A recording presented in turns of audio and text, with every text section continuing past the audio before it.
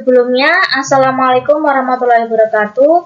Di sini saya akan menyampaikan hasil tugas dari strategi pembelajaran di SD dengan judul teori atau konsep strategi pembelajaran di SD. Sebelumnya, perkenalkan nama saya Nurul Fitrah dengan NIM 2386202191, kelas 4E PGSD.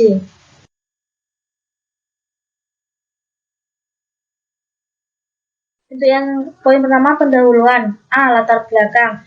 Pendidikan di sekolah dasar merupakan fondasi penting dalam membentuk pengetahuan, keterampilan, serta sikap peserta didik. Pada tahap ini, guru memiliki peran strategis dalam menciptakan pembelajaran yang bermakna dan menyenangkan. Untuk mencapai tujuan pendidikan secara efektif, diperlukan penerapan strategi pembelajaran yang tepat sesuai dengan karakteristik siswa SD, yang umumnya masih berada dalam tahap perkembangan konkret dan aktif. Pada usia ini, anak-anak sedang berada dalam masa pertumbuhan dan perkembangan yang pesat, sehingga membutuhkan cara belajar yang sesuai dengan kebutuhan mereka. Oleh karena itu, guru harus menggunakan strategi pembelajaran yang tepat agar siswa lebih mudah memahami pelajaran. Selanjutnya, pembahasan. Definisi strategi pembelajaran. Yang pertama, Superman 1997 menyatakan strategi pembelajaran merupakan perpaduan dari urutan kegiatan, cara mengkoordinasikan materi pelajaran peserta didik, peralatan dan bahan, dan waktu yang digunakan dalam proses pembelajaran untuk mencapai tujuan pembelajaran yang telah ditentukan. Yang kedua, Kemp 1995 menyatakan strategi pembelajaran adalah suatu kegiatan pembelajaran yang harus dikerjakan pendidik dan peserta didik agar tujuan pembelajaran dapat dicapai secara efektif dan efisien. Yang ketiga, strategi pembelajaran adalah pendekatan menyeluruh dalam suatu sistem pembelajaran yang merupakan pedoman umum pembelajaran yang dijabarkan dari pandangan falsafah atau teori belajar tertentu. Majid 2027. Peserta didik. Yang pertama, rasa ingin tahu yang tinggi. Mereka sering bertanya dan antusias dalam mencoba hal-hal baru. Strategi pembelajaran yang memberi ruang untuk eksplorasi seperti discovery learning, belajar melalui penemuan, atau pendekatan saintifik, mengamati, menanya, mencoba, dan menyimpulkan, akan sangat mendukung perkembangan mereka. Kegiatan-kegiatan semacam itu mampu menumbuhkan sikap kritis, mandiri, dan kreatif. Yang kedua, yaitu gaya belajar yang beragam. Setiap siswa mempunyai gaya belajar yang berbeda-beda. Ada yang lebih mudah belajar dengan melihat atau visual, mendengarkan auditorial, atau dengan bergerak dan menyentuh langsung atau kinestetik. Maka, strategi pembelajaran yang lebih baik perlu mengakomodasi ketiga gaya belajar ini agar setiap siswa mendapat pengalaman belajar yang sesuai dengan keunikannya. Skill konkret. Menurut teori perkembangan kognitif, Jean Piaget, anak usia 7-11 tahun berada pada tahap operasional konkret. Mereka memahami sesuatu dengan melihat, menyentuh, dan mengalami langsung, dan belum mampu memahami konsep yang bersifat abstrak, misalnya keadilan, kebebasan, dan sistem. Yang keempat, yaitu mulai belajar bersosialisasi dan bekerja sama. Peserta didik SD mulai membentuk hubungan sosial. Mereka suka bekerja sama dalam kelompok meski masih perlu dibimbing dan berbagai peran yang menyelesaikan konflik. Setiap siswa bekerja dalam kelompok kecil, belajar bersama, dan saling membantu. Itu metode pembelajaran dalam teori atau strategi pembelajaran di SD. Yang pertama, yaitu metode ceramah. Metode ini digunakan untuk menyampaikan informasi atau penjelasan secara langsung dari guru ke siswa. Biasanya digunakan dalam menjelaskan konsep awal atau teori dasar. Namun, untuk siswa SD, ceramah harus singkat, jelas, dan diselingi tanya jawab agar tidak membosankan. Yang kedua, yaitu metode tanya jawab. Siswa diajak untuk berpartisipasi aktif dengan menjawab atau mengajukan pertanyaan. Metode ini mendorong siswa berpikir dan memperkuat pemahaman konsep.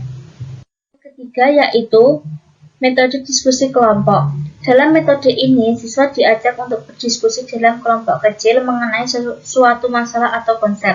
Sangat baik untuk menumbuhkan kerjasama, rasa tanggung jawab, dan kemampuan berpikir kritis. Yang keempat, yaitu metode eksperimen. Digunakan untuk mengenalkan konsep ilmiah secara langsung melalui percobaan sederhana. Yang selanjutnya yaitu model pembelajaran dalam teori atau strategi pembelajaran di SD. Yang pertama, model pembelajaran Problem Based Learning (PBL). Siswa diberikan masalah nyata sebagai dasar untuk belajar. Mereka didorong untuk menganalisis, mencari informasi, dan memecahkan masalah tersebut. Yang kedua, model pembelajaran Project Based Learning atau PJBL. Siswa belajar dengan mengerjakan suatu proyek nyata yang berhubungan dengan materi pelajaran, biasanya dalam waktu lebih lama dan menghasilkan produk. Yang ketiga yaitu model pembelajaran kooperatif. Siswa bekerja secara berkelompok untuk saling membantu memahami materi. Terdapat berbagai tipe seperti Jigsaw, Think, Pair Share, dan STAD. Yang keempat yaitu model Inquiry Learning. Mirip dengan Discovery, namun lebih mendalam, siswa melakukan penyelidikan ilmiah untuk menjawab pertanyaan atau memecahkan masalah. Untuk yang selanjutnya, contoh penerapan dalam teori atau konsep strategi pembelajaran di SD. Yang pertama, strategi Project Based Learning atau PJBL. Tema Sistem Tata Surya, IPA di dalam kelas 6 SD. Strategi pembelajaran berbasis proyek. Langkah-langkah guru mengenalkan konsep planet dan susunan dalam sistem tata surya. Yang selanjutnya, siswa diminta membuat proyek berupa miniatur tata surya dari bahan daur ulang. Yang ketiga, siswa bekerja berkelompok secara beberapa hari. Yang keempat, setiap berkelompok mempresentasikan miniatur dan menjelaskan fungsi masing-masing planet. Yang selanjutnya, proyek dinilai berdasarkan kreativitas, kerjasama, dan pemahaman materi. Untuk tujuannya yaitu meningkatkan pemahaman konsep dan keterampilan kolaboratif siswa. Teori dasar, strategi PJBL berakar pada teori konstruktivisme dan pembelajaran kontekstual. Untuk contoh yang kedua yaitu teori belajar sosial. Tema, keragaman budaya Indonesia dalam IPS kelas 4. Strategi pembelajaran kooperatif melalui diskusi kelompok. Untuk langkah-langkahnya yaitu yang pertama, guru menjelaskan secara singkat tentang budaya di berbagai daerah. Yang selanjutnya, siswa dibagi ke dalam kelompok. Setiap kelompok mendapat satu budaya untuk dipelajari, misalnya rumah adat, pakaian adat tradisional. Yang selanjutnya, kelompok mencari informasi melalui buku atau internet. Yang ketiga, kelompok membuat poster dan mempresentasikannya. Yang selanjutnya, siswa saling memberi tanggapan dan bertanya. Untuk tujuannya yaitu siswa belajar menghargai keberagaman mulai kerjasama sosial dan zona perkembangan terdekat. Untuk yang selanjutnya yaitu tantangan dalam teori atau konsep strategi pembelajaran di SD. Yang pertama, perbedaan kemampuan dan gaya belajar di kelas SD, kemampuan siswa sangat beragam. Ada yang cepat memahami, ada yang lambat. Ada yang suka belajar dengan gambar, visual, suara auditorial, atau praktik langsung kinestetik. Yang kedua, tentang konsentrasi siswa pendek. Siswa usia SD cenderung mudah bosan dan sulit fokus dalam waktu lama, apalagi jika pembelajaran hanya satu arah atau monoton. Yang ketiga, siswa masih berpikir secara konkret.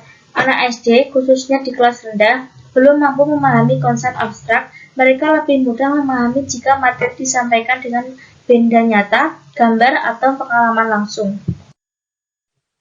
Untuk yang selanjutnya kesimpulan, pembelajaran di sekolah dasar didasarkan pada teori-teori perkembangan anak yang menekankan bahwa siswa usia SD berada pada tahap-tahap operasional konkret menurut Jean Piaget, di mana mereka belajar paling efektif melalui pengalaman langsung, interaksi sosial, dan penggunaan benda konkret. Oleh karena itu, konsep pembelajaran di SD harus dirancang dengan pendekatan yang aktif, menyenangkan, dan bermakna, sesuai dengan karakteristik perkembangan kognitif dan sosial anak. Guru tidak hanya bertindak sebagai penyampai informasi, tetapi juga sebagai fasilitator yang membimbing siswa agar terlibat secara aktif dalam proses belajar. Dengan menerapkan teori dan strategi pembelajaran yang tepat, guru dapat membantu siswa tidak hanya menguasai pengetahuan dasar, tetapi juga menumbuhkan sikap positif terhadap belajar, kemandirian, dan kemampuan sosial.